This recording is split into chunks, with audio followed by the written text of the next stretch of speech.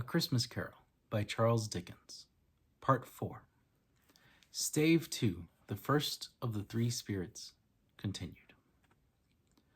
Although they had but that moment left the school behind them, they were now in the busy thoroughfares of a city, where shadowy passengers passed and repassed, where shadowy carts and coaches battled for the way, and all the strife and tumult of a real city were. It was made plain enough by the dressing of their shops that here too it was Christmas time again, but it was evening, and the streets were lighted up. The ghost stopped at a certain warehouse door and asked Scrooge if he knew it. "Know it?" said Scrooge. "Was I apprenticed here?" They went in, at the sight of an old gentleman in a Welsh wig, sitting behind such a high desk that if he had been 2 inches taller, he might have knocked his head against the ceiling. Scrooge cried in great excitement, "Why, it's old Fezziwig! Bless his heart, it's Fezziwig alive again!" Old Fezziwig laid down his pen and looked up at the clock, which pointed to the hour of 7. He rubbed his hands, adjusted his capricious waistcoat, laughed all over himself from his shoes to his organ of benevolence, and called out in a comfortable, oily, rich, fat, jovial voice, "Yo-ho there! Ebenezer! Dick!" Scrooge's former self, now a young man, came briskly in, accompanied by his fellow apprentice. "Dick Wilkins, to be sure," said Scrooge to the ghost. "Bless me, yes. There he is. He was very much attached to me, was Dick. Poor Dick. Dear, dear."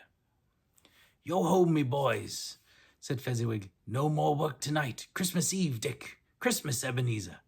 Let's have the shutters up," cried old Fezziwig with a sharp clap of his hands, "before a man can say Jack Robinson."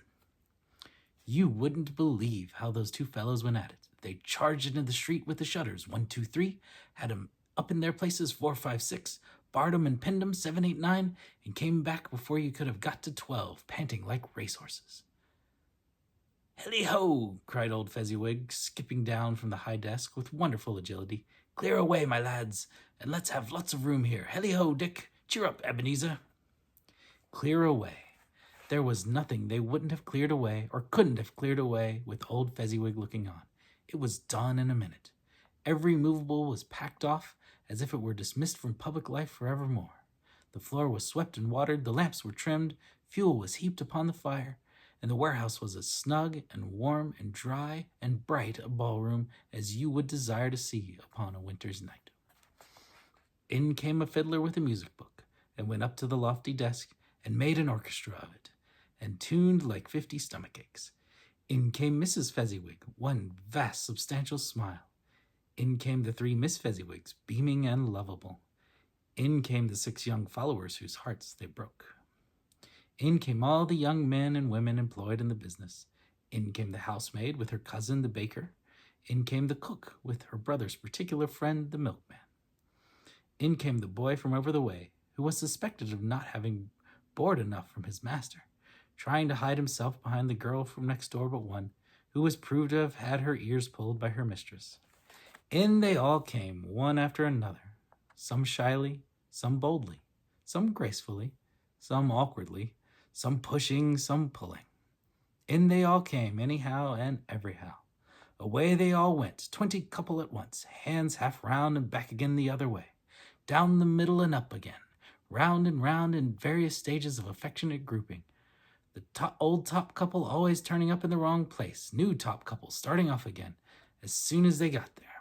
All top couples at last, and not a bottom one to help them.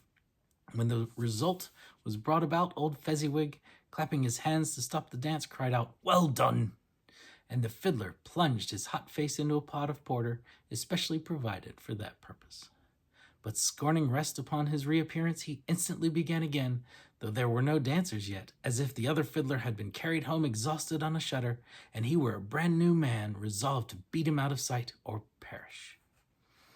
There were more dances, and there were forfeits, and more dances, and there were cake, and there was negus, and there was a great piece of cold roast, there was a great piece of cold boiled, there were mince pies and plenty of beer. But the great effect of the evening came after the roast and boiled, when the fiddler, an artful dog mind, the sort of man who knew his business better than you or I could have told it him, struck up Sir Roger de Coverley, Then old Fezziwig stood out to dance with Mrs. Fezziwig. Top couple, too, with a good stiff piece of work cut out for them, 3 or 4 and 20 pairs of partners. People who were not to be trifled with, people who would dance, and had no notion of walking. But if they had been twice as many, 4 times, old Fezziwig would have been a match for them, and so would Mrs. Fezziwig. As to her, she was worthy to be his partner in every sense of the term. If that's not high praise, tell me higher and I'll use it. A positive light appeared to issue from Fezziwig's calves. They shone in every part of the dance like moons. You couldn't have predicted at any given time what would become of them next. And when old Fezziwig and Mrs. Fezziwig had gone all through the dance, advance and retire, hold hands with your partner, bow and curtsy, corkscrew, thread the needle, and back again to your place, Fezziwig cut so deftly that he appeared to wink with his legs, and came up upon his feet again without a stagger. When the clock struck 11, this domestic ball broke up. Mr. and Mrs. Fezziwig took their stations, one on either side of the door, and shaking hands with every person individually as he or she went out, wished him or her a Merry Christmas. When everybody had retired but the 2 prentices, they did the same to them, and thus the cheerful voices died away, and the lads were left to their beds, which were under a counter in the back shop. During the whole of this time, Scrooge had acted like a man out of his wits. His heart and soul were in the scene, and with his former self. He corroborated everything, remembered everything, enjoyed everything, and underwent the strangest agitation. It was not until now, when the bright faces of his former self and Dick were turned from them, that he remembered the ghost, and became conscious that it was looking full upon him, while the light upon its head burnt very clear. "A small matter," said the ghost, "to make these silly folks so full of gratitude." "Small?" echoed Scrooge. The spirit signed to him to listen to the 2 apprentices, who were pouring out their hearts in praise of Fezziwig, and when he had done so, said, "Why, is it not? He has spent but a few pounds of your mortal money, 3 or 4 perhaps. Is that so much that he deserves this praise?" "It isn't that," said Scrooge, heated by the remark, and speaking unconsciously like his former, not his latter self. "It isn't that, spirit. He has the power to render us happy or unhappy, to make our service light or burdensome, a pleasure or a toil. Say that his power lies in words and looks, in things so slight and insignificant that it is impossible to add and count them up. What then? The happiness he gives is quite as great as if it costs a fortune." He felt the spirit's glance, and stopped. "What is the matter?" asked the ghost. "Nothing particular," said Scrooge. "Something, I think," the ghost insisted. "No," said Scrooge. "No. I should like to be able to say a word or two to my clock just now. That's all." His former self turned down the lamps as he gave utterance to the wish, and Scrooge and the ghost again stood side by side in the open air. "My time grows short," observed the spirit. "Quick." This was not addressed to Scrooge, or to anyone whom he could see, but it produced an immediate effect. For again Scrooge saw himself. He was older now, a man in the prime of life. His face had not the harsh and rigid lines of later years, but it began to wear the signs of care and avarice. There was an eager, greedy, restless motion in the eye, which showed the passion that had taken root, and where the shadow of the growing tree would fall. He was not alone, but sat by the side of a fair young girl in a morning dress, in whose eyes there were tears, which sparkled in the light that shone out of the ghost of Christmas past. "It matters little," she said softly. "To you, very little. Another idol has displaced me, and if it can cheer and comfort you in time to come, as I would have tried to do, I have no just cause to grieve." "What idol has replaced you?" he rejoined. "A golden one." "This is the even-handed dealing of the world," he said. "There is nothing on which it is so hard as poverty, and there is nothing it professes to condemn with such severity as the pursuit of wealth." You fear the world too much, she answered gently. All your other hopes have merged into the hope of being beyond the chance of his sordid reproach. I have seen your noble aspirations fall off one by one, until the master passion, gain, engrosses you. Have I not? What then? He retorted. Even if I have grown so much wiser, what then? I am not changed towards you. She shook her head. Am I? Our contract is an old one. It was made when we were both poor and content to be so, until, in good season, we could improve our worldly fortune by our patient industry. You are changed. When it was made, you were another man. I was a boy, he said impatiently. Your own feeling tells you that you are not what you are, she returned. I am. That which promised happiness when we were one in heart is fraught with misery now that we are two. How often and how keenly I have thought of this I will not say. It is enough that I have thought of it, and can release you. Have I ever sought release? In words, no, never. In what then? In a changed nature, in an altered spirit, in another atmosphere of life, another hope as its great end, in everything that made my love of any worth or value in your sight. If this had never been between us, said the girl, looking mildly but with steadiness upon him, tell me, would you seek me out and try to win me now? Ah, no. He seemed to yield to the justice of this supposition in spite of himself, but he said with a struggle, You think not? I would gladly think otherwise if I could, she answered. Heaven knows, when I have learned a truth like this, I know how strong and irresistible it must be. But if you were free today, tomorrow, yesterday, can even I believe that you would choose a dowerless girl? You who, in your very confidence with her, weigh everything by gain. Or, choosing her, if for a moment you were false enough to your one guiding principle to do so, do I not know that your repentance and regret would surely follow? I do, and I release you, with a full heart, for the love of him you once were. He was about to speak, but with her head turned from him, she resumed. You may, the memory of what is past half makes me hope you will, have pain in this, a very, very brief time, and you will dismiss the recollection of it gladly, as an unprofitable dream, from which it will have happened that you awoke. May you be happy in the life you have chosen. She left him, and they parted. Spirit, said Scrooge, show me no more. Conduct me home. Why do you delight to torture me? One shadow more, exclaimed the ghost. No more, cried Scrooge, no more. I don't wish to see it. Show me no more. But the relentless ghost pinioned him in both his arms and forced him to observe what happened next. They were in another scene and place, a room not very large or handsome, but full of comfort. Near to the winter fire sat a beautiful young girl, so like the last that Scrooge believed it was the same, until he saw her, now a comely matron, sitting opposite her daughter. The noise in this room was perfectly tumultuous, for there were more children there than Scrooge in his agitated state of mind could count.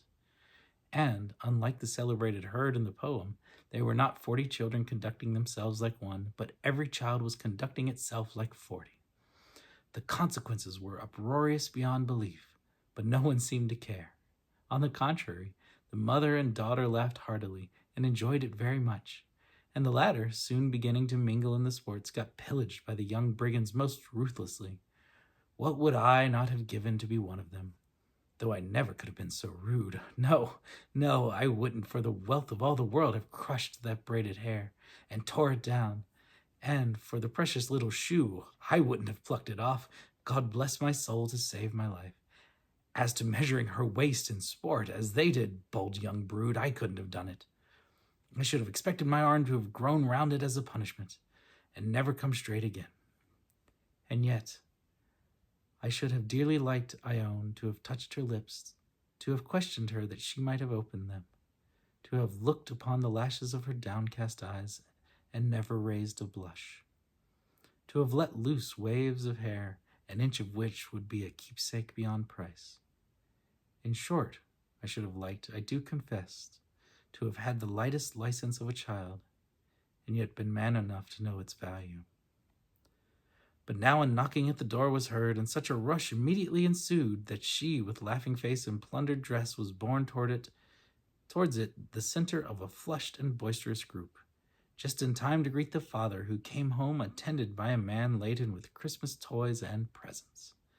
Then the shouting and the struggling, and the onslaught that was made on the defenseless porter, the scaling him with chairs for ladders, to dive into his pockets, to spoil him of brown paper parcels, hold on tight by his cravat, hug him round the neck, pommel his back, kick his legs with irrepressible affection. The shouts of wonder and delight with which the development of every package was received, the terrible announcement that the baby had been taken in the act of putting the doll's frying pan into his mouth, and was more than suspected of having swallowed a fictitious turkey glued on a wooden platter, the immense relief of finding this a false alarm, the joy and gratitude and ecstasy, they are all indescribable alike. It is enough that by degrees the children and their emotions got out of the parlor, and by one stair at a time up to the top of the house, where they went to bed and so subsided. And now Scrooge looked on more attentively than ever, when the master of the house, having his daughter leaning fondly on him, sat down with her and her mother at his own fireside. And when he thought that such another creature, quite as graceful and as full of promise, might have called him father, and been a springtime in the haggard winter of his life, his sight grew very dim indeed. "Belle," said the husband, turning to his wife with a smile, "I saw an old friend of yours this afternoon." "Who was it?" "Guess." "How can I? Tut, I don't know," she added in the same breath, laughing as he laughed. "Mr. Scrooge." "Mr. Scrooge it was. I passed his office window, and as it was not shut up, and he had a candle inside, I could scarcely help seeing him. His partner lies upon the point of death, I hear, and there he sat alone. Quite alone in the world, I do believe." "Spirit," said Scrooge in a broken voice, "remove me from this place." "I told you that these were the shadows of the things that have been," said the ghost, "that they are what they are. Do not blame me." "Remove me," Scrooge exclaimed. "I cannot bear it." He turned upon the ghost, and seeing that it looked upon him with a face in which in some strange way there were fragments of all the faces it had shown him, wrestled with it. "Leave me! Take me back! Haunt me no longer!" In the struggle, if that can be called a struggle in which the ghost, with no visible resistance on its own part, was undisturbed by any effort of its adversary, Scrooge observed that its light was burning high and bright, and, dimly connecting that with its influence over him, he seized the extinguisher cap, and by a sudden action pressed it down upon its head. The spirit dropped beneath it, so that the extinguisher covered its whole form, but though Scrooge pressed it down with all his force, he could not hide the light, which streamed from under it in an unbroken flood upon the ground. He was conscious of being exhausted and overcome by an irresistible drowsiness, and, further, of being in his own bedroom. He gave the cap a parting squeeze, in which his hand relaxed, and had barely time to reel to bed before he sank into a heavy sleep. To be continued.